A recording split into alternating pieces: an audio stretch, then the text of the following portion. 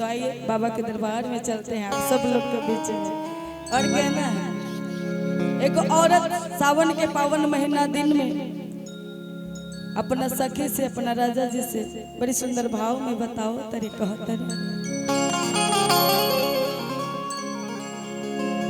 आज ज्यादा कुछ नहीं बोलेंगे, एकदम भजन से ही स्टार्टिंग करेंगे। सारे कैमरा वाले भैया का फरमाइश है कि थोड़ा अच्छा अच्छा भजन सुना दीजिएगा। बिल्कुल, तो आइए चलते हैं आप सब लोग की तरफ, भजन की तरफ। और कहना है औरत बड़ी सुंदर भाव में कहा तरीका कि मंगलक मांगे जाते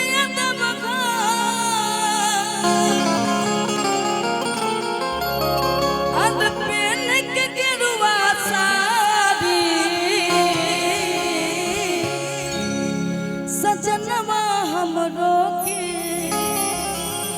बलमवा हमरो के सजनवा हमरो के धराई दा पटना से कौन गाड़ी। सबसे अच्छा हम यहाँ खड़े रहते हैं, अच्छा है ना सब लोग के। तो आइए बाबा के दरबार में कहना है कि मंगलक मांगे जाते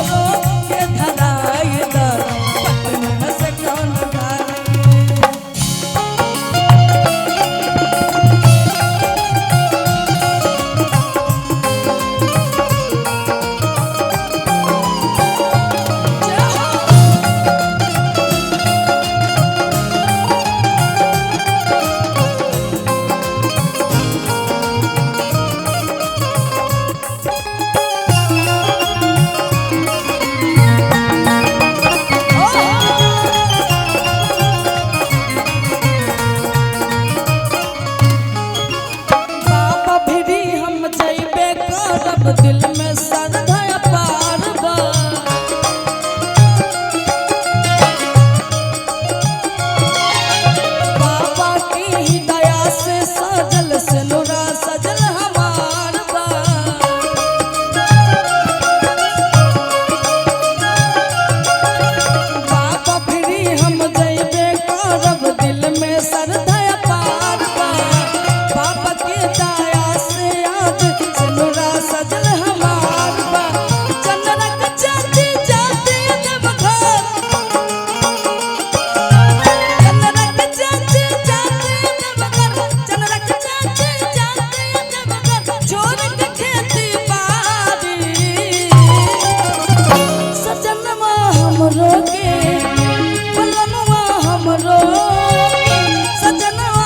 हमरो के धराई द पटना से कौन सजना हमरो के धराई द पटना से कौन गाड़ी।